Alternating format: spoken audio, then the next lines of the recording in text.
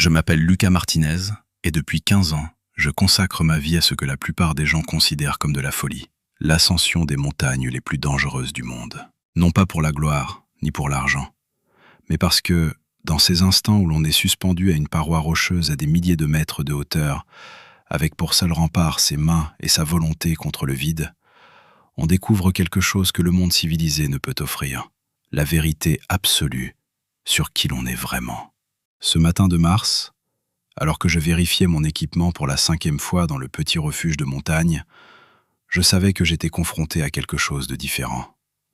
Le Solitary Peak ne figurait dans aucun guide touristique, n'avait pas de point d'ancrage marqué, et les locaux évitaient d'en parler avec un mélange de respect et de crainte qui m'était familier.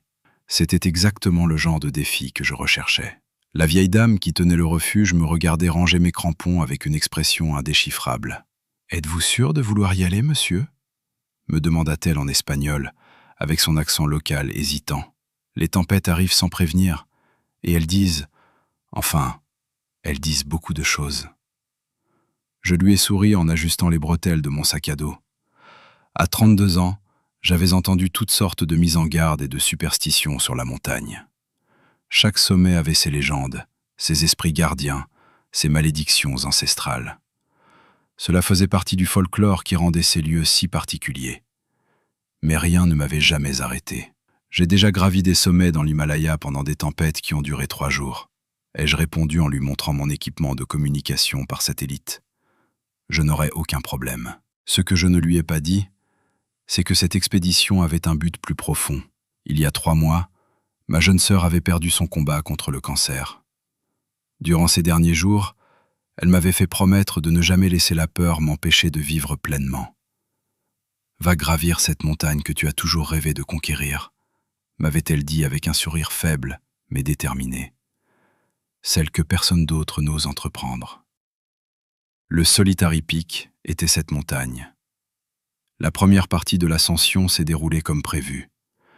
L'itinéraire que j'avais tracé grâce aux images satellites s'est avéré praticable, bien que plus technique que je ne l'avais imaginé. Les formations rocheuses étaient uniques, comme sculptées par des mains expertes plutôt qu'érodées par le vent et le temps. Pendant les 6 premières heures, j'ai maintenu un rythme régulier, enregistrant chaque mouvement sur mon GPS et photographiant les formations les plus intéressantes.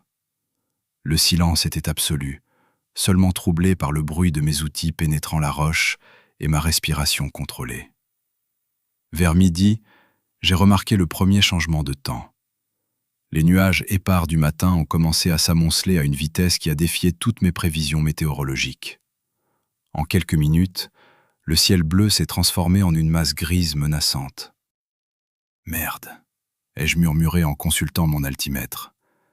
J'étais à 3200 mètres, encore à mi-chemin de mon objectif, mais je sentais déjà la température chuter brutalement. Le vent s'est mis à hurler dans les rochers avec une telle violence que les cordes de mon harnais vibraient. Tout alpiniste expérimenté vous le dira. Il y a un moment, dans chaque ascension, où il faut choisir entre continuer ou rebrousser chemin. C'est une décision qui peut déterminer si je rentrerai chez moi ou si je deviendrai une statistique de plus. Alors que j'évaluais la situation qui se dégradait rapidement, je savais que ce moment était arrivé. Mais je me suis souvenu de la promesse faite à ma sœur et quelque chose en moi s'est endurci. Je n'étais pas arrivé jusque-là pour abandonner à la première tempête. J'ai décidé de continuer. Le blizzard est arrivé comme un mur de fureur blanche. Un instant, je luttais contre des rafales de vent intenses mais gérables, et l'instant d'après, je me retrouvais au milieu d'un enfer glacé où la visibilité était réduite à moins de 2 mètres. La neige ne tombait pas simplement.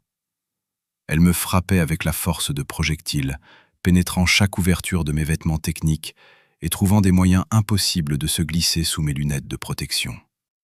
La température a dû chuter d'au moins 20 degrés en quelques minutes et mes mains ont commencé à s'engourdir, même avec mes gants spéciaux.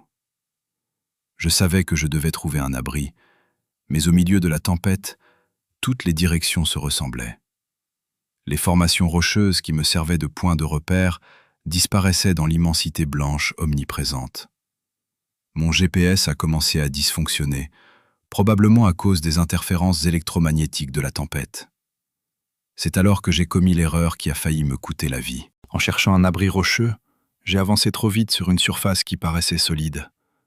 De la neige fraîche recouvrait une couche de glace traîtresse, et avant même que je puisse réagir, j'ai glissé. La chute n'était pas longue, une quinzaine de mètres à peine, mais suffisante. J'ai atterri sur un rebord rocheux enneigé, avec un choc si violent que j'ai eu le souffle coupé, et une douleur fulgurante m'a parcouru tout le côté gauche. En essayant de me redresser, une vive douleur à la cheville m'a fait hurler. Allongé dans la neige, sous le grondement de la tempête, j'ai rapidement fait le point. Entorse probable à la cheville, possible fracture de côte, chute brutale de température corporelle, et complètement perdu sur une montagne dont personne ne savait que j'étais en train d'escalader. Pour la première fois en 15 ans d'alpinisme, j'ai ressenti quelque chose que j'avais réussi à contenir lors de toutes mes expéditions précédentes. La panique. C'est alors que je l'ai vue. Au début, j'ai cru à une hallucination. Quand on est perdu, blessé et en proie à l'hypothermie, l'esprit peut jouer de cruels tours. Mais la silhouette qui a émergé du blizzard était trop détaillée, trop réelle pour être le fruit de mon imagination. C'était une femme, mais différente de toutes celles que j'avais vues auparavant. Sa stature était imposante, dépassant facilement le 1,90 m, avec une musculature qui témoignait d'une force brute, tout en conservant une grâce féline indéniable. Sa peau, d'un teint bronzé, semblait imperméable au froid. Ses cheveux noirs tombaient en épaisses tresses, ornés de ce qui ressemblait à de petits os et des pierres sculptées. Mais ce qui me laissa sans voix, ce n'était pas son apparence physique, mais ses vêtements. Elle portait des fourrures d'animaux que je ne pus identifier, coupées et cousues avec une maîtrise qui transformait des vêtements fonctionnels en véritables œuvres d'art. Des protections de cuir recouvraient ses avant-bras, et je pouvais distinguer ce qui semblait être des griffes naturelles au bout de ses doigts. Ses yeux, lorsqu'elle me regardait droit dans les yeux, étaient d'un ambre doré qui semblait briller d'une lumière particulière au cœur de la tempête. « Tu es blessé », dit-elle d'une voix rauque et gutturale, mais manifestement intelligente.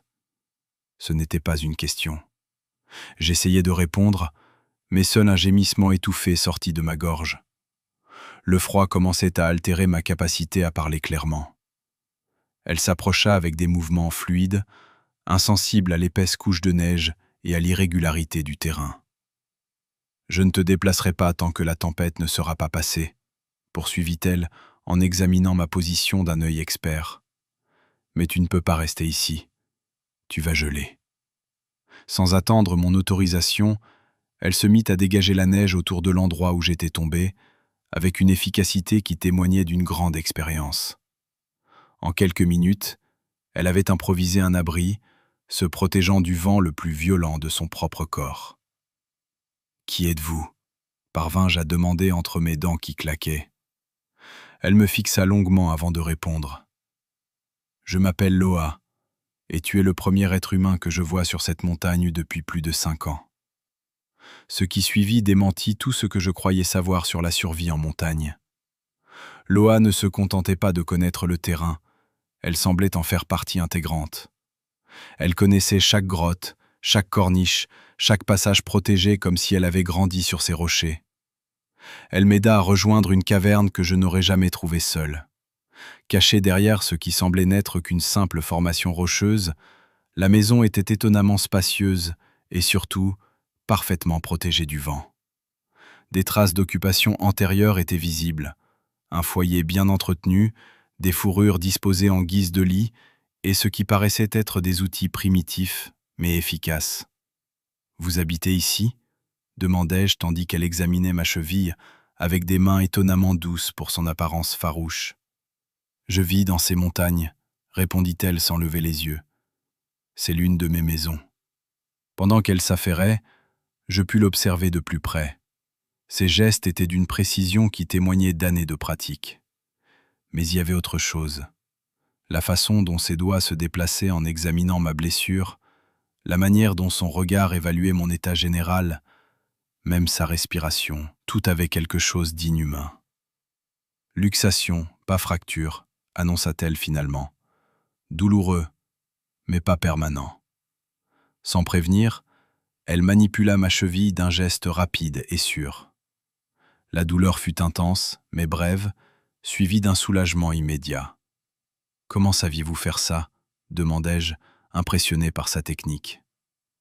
Pour la première fois depuis que je la connaissais, j'ai vu comme un sourire illuminer son visage. « Je soigne des fractures depuis bien plus longtemps que tu n'es né. » La tempête a duré 2 jours entiers.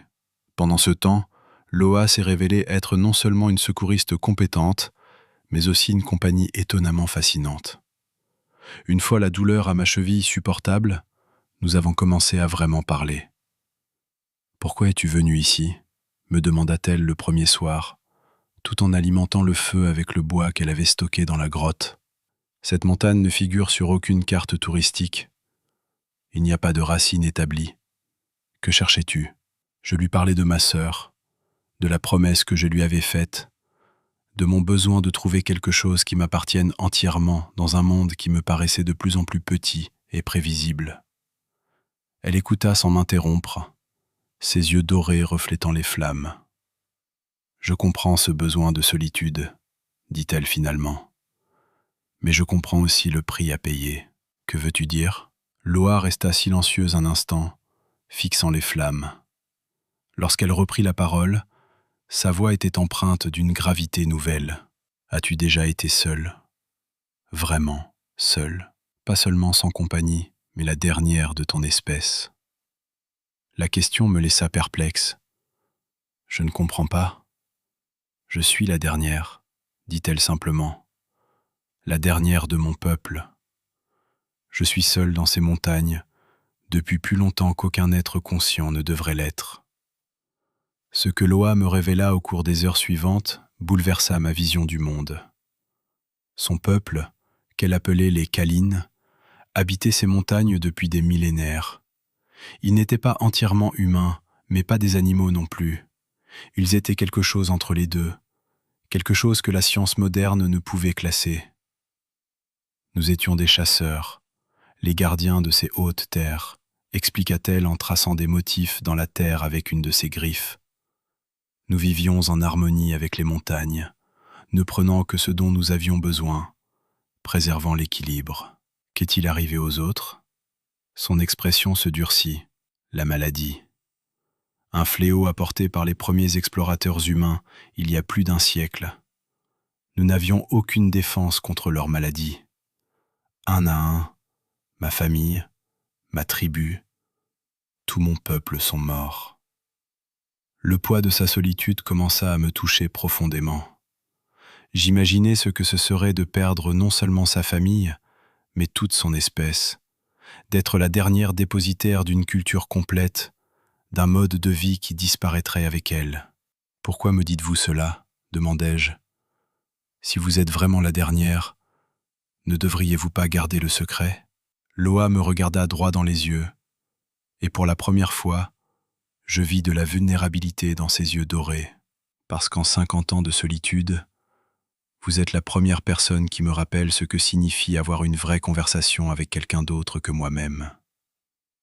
Et parce qu'elle marqua une pause, comme si elle peinait à trouver ses mots. Parce que je suis en train de mourir. La confession de Loa me frappa comme une avalanche. Au cours des heures qui suivirent, elle m'expliqua que son peuple avait une espérance de vie naturelle bien plus longue que celle des humains, mais que la solitude prolongée avait de réels effets physiques sur son espèce. Elle se consumait littéralement, sa force vitale diminuant à chaque année d'isolement. « Combien de temps vous reste-t-il » demandai-je, même si une partie de moi ne voulait pas connaître la réponse. « Des mois, peut-être 1 an ?» Elle répondit avec un calme qui me paraissait impossible. Je me prépare à cela depuis des décennies, mais il doit bien y avoir une solution. La recherche en médecine moderne, elle secoua la tête. Les humains verraient un spécimen, un phénomène à étudier. Je ne suis pas assez humaine pour votre monde, mais je n'ai pas non plus de monde où retourner. Le désespoir dans sa voix était palpable, et quelque chose en moi se brisa.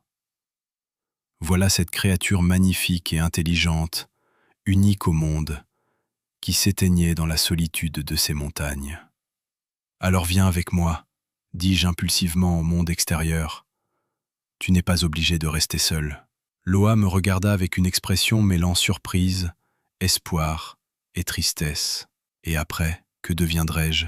Ton animal exotique? Ton dangereux secret? Non, répondis-je, et je fus surprise par la fermeté de ma propre voix. Tu deviendras ma partenaire sur la montagne, dans la vie, quoi que cela puisse devenir. Ce qui se passa les semaines suivantes changea tout. Je pensais me connaître. Quand la tempête s'est enfin calmée, au lieu de descendre aussitôt, je suis resté. Loa avait besoin de temps pour décider si elle pouvait faire confiance à ma proposition. Et j'avais besoin de temps pour comprendre ce que signifiait vraiment ce que je lui avais offert. Elle m'a appris à voir la montagne d'une manière totalement nouvelle. Ce que je considérais comme un défi à relever, elle me l'a révélé comme un écosystème vivant, avec ses propres rythmes et besoins. Elle m'a appris à suivre les traces d'animaux dont j'ignorais l'existence. Lire la météo d'une manière qu'aucun instrument météorologique ne pouvait égaler. Trouver de quoi se nourrir et s'abriter là où je n'aurais vu que des rochers arides. En retour, je lui parlais du monde moderne. Je décrivais des villes qui s'étendaient jusqu'à l'horizon. Une technologie qui aurait semblé magique à ses ancêtres. La complexité et la beauté de la civilisation humaine, ainsi que ses horreurs et ses limites. « Crois-tu vraiment que je pourrais exister dans ton monde ?» me demanda-t-elle un soir, tandis que nous contemplions les étoiles depuis un promontoire rocheux. « Je pense que tu pourrais exister partout où tu choisirais d'être, » répondis-je sincèrement. La question est de savoir si tu veux essayer. Durant ces jours, quelque chose changea en moi aussi. L'homme qui avait gravi cette montagne, en quête d'une conquête solitaire, avait disparu. À sa place, il y avait quelqu'un qui avait trouvé quelque chose de plus précieux que n'importe quel sommet, un but qui le dépassait. Lorsque nous avons enfin entamé notre descente, je savais que je n'étais plus le même qu'au début de l'ascension. Loa avait décidé de me faire confiance, de croire en la possibilité qu'il puisse y avoir une place pour elle dans le monde des humains. Mais nous savions toutes les deux que ce serait le plus grand défi que nous ayons jamais eu à relever. Une fois que nous aurons quitté ces montagnes, il n'y aura pas de retour en arrière, m'a-t-elle dit, tandis que nous empaquetons les quelques provisions qu'elle avait accumulées durant ces années de solitude. Si ton monde ne peut pas m'accepter, je n'aurai nulle part où retourner. Alors on fera en sorte qu'il t'accepte, ai-je répondu. Honnêtement, je n'avais aucune idée de comment on y parviendrait. La descente était techniquement moins difficile que la montée, mais émotionnellement plus intense. À chaque mètre de descente, Loa s'éloignait un peu plus de la seule maison qu'elle ait connue depuis des décennies, et je me rapprochais d'un avenir incertain. C'est lors d'une pause dans notre descente qu'elle m'a posé la question que j'évitais. « Que diras-tu aux gens de ton monde à mon sujet ?» J'y avais réfléchi pendant des jours, sans trouver de réponse satisfaisante. « Je leur dirai la vérité. » ai-je finalement répondu. « Que tu es extraordinaire, que tu mérites d'exister, que le monde est plus riche grâce à toi. Et si cela ne suffit pas, on trouvera une autre solution. Mais n'abandonne pas avant d'avoir essayé. » Les premiers mois après notre descente ont été les plus difficiles de ma vie. Loa m'avait fait confiance pour naviguer dans un monde totalement étranger à tout ce qu'elle avait connu, et je me sentais terriblement incapable d'assumer cette tâche. Nous avons trouvé refuge dans une cabane isolée que j'avais héritée de mon grand-père, située dans une région montagneuse peu peuplée, où nous pouvions avoir de l'intimité. Loa s'y est progressivement adaptée. Les premiers jours furent particulièrement difficiles. Les bruits de la civilisation moderne, voitures, avions, même appareils ménagers, la maintenaient constamment en alerte.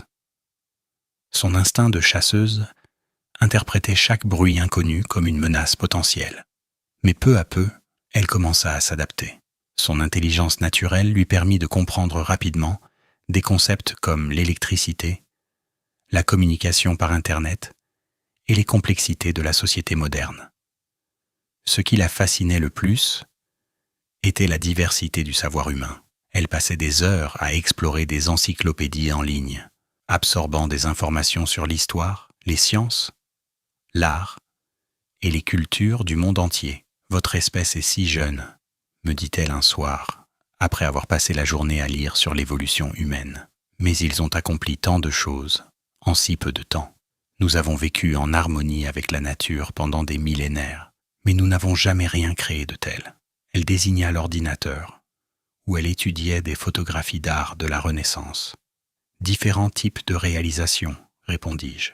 Votre peuple a accompli quelque chose que nous avons perdu, la véritable durabilité. » Au bout de 6 mois, Loa avait acquis suffisamment de confiance pour s'aventurer occasionnellement dans la ville la plus proche. Avec des vêtements soigneusement choisis et des gants pour dissimuler ses griffes, elle pouvait passer pour une humaine au premier coup d'œil. Sa taille et sa musculature la rendaient remarquable, sans pour autant la rendre étrange. Ce qui m'a surpris, c'est la rapidité avec laquelle elle a tissé des liens authentiques avec certaines personnes. Maria, la bibliothécaire, était fascinée par les connaissances de Loa en botanique et en médecine naturelle. Le docteur Chen, le vétérinaire de la ville, a commencé à la consulter pour les cas difficiles, après qu'elle eut démontré une compréhension intuitive de l'anatomie animale qui surpassait sa formation. C'est comme si elle pouvait ressentir ce que ressentent les animaux, m'a expliqué un jour le docteur Chen. Je n'ai jamais rien vu de tel. Bien sûr, il y a eu des moments difficiles. Les instincts de Loa entraient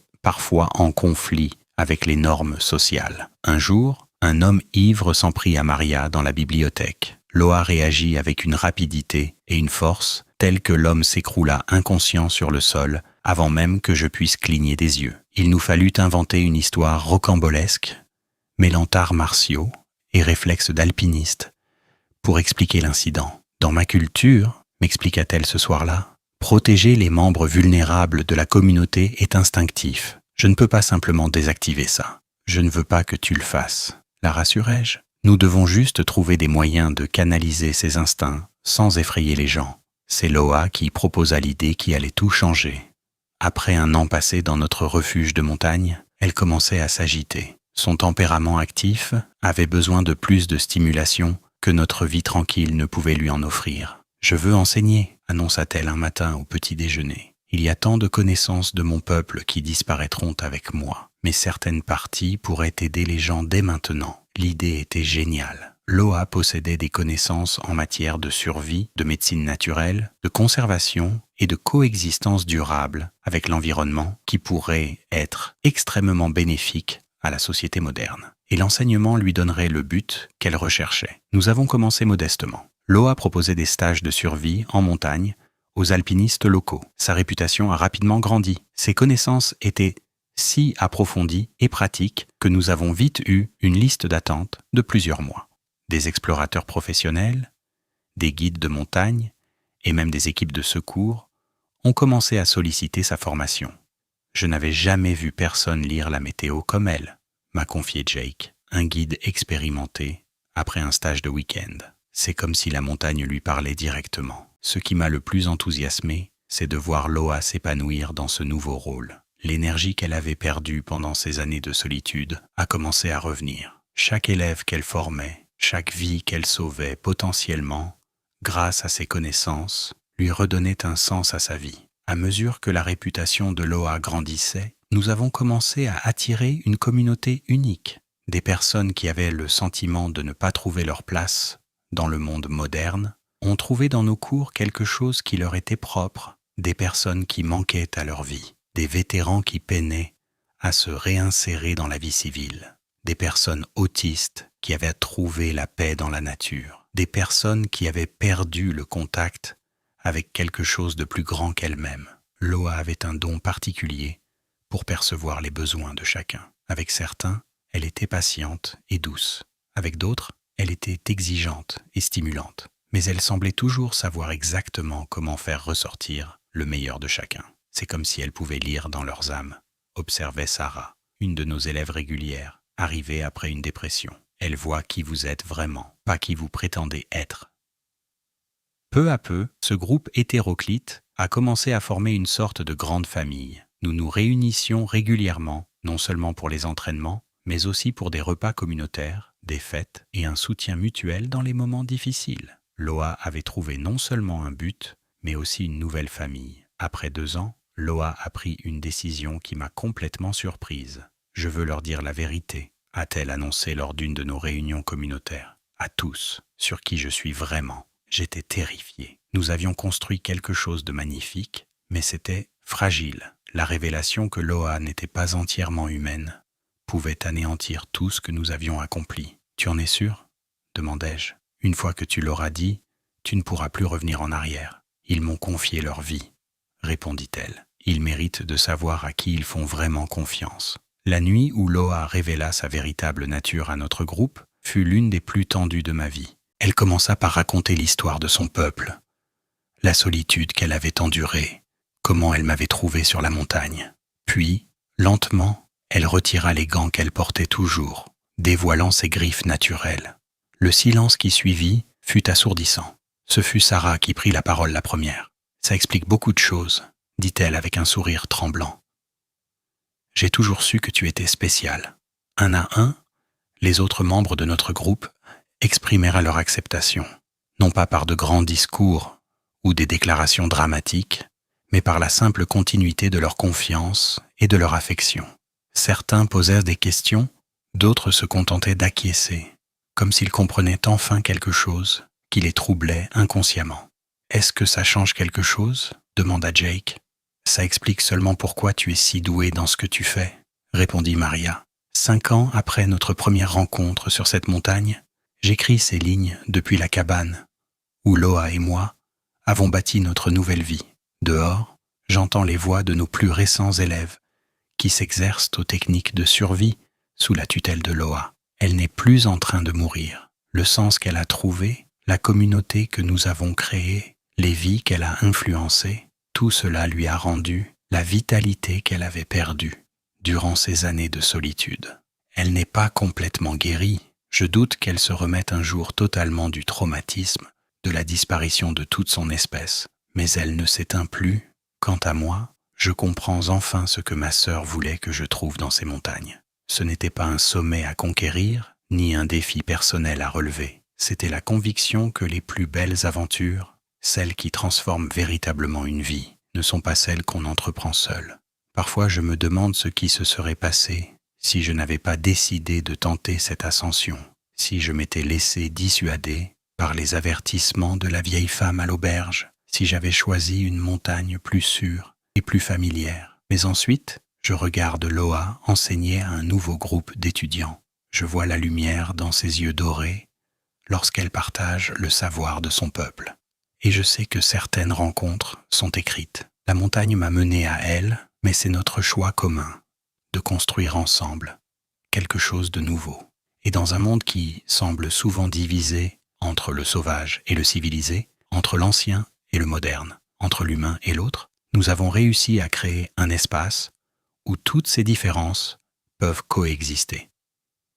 Loa n'est plus la dernière de son espèce. Elle a trouvé une nouvelle tribu, une nouvelle famille, une nouvelle façon de faire vivre le savoir et la sagesse de son peuple. Et j'ai trouvé quelque chose de plus précieux que n'importe quel sommet que j'aurais pu conquérir, un but qui me dépasse.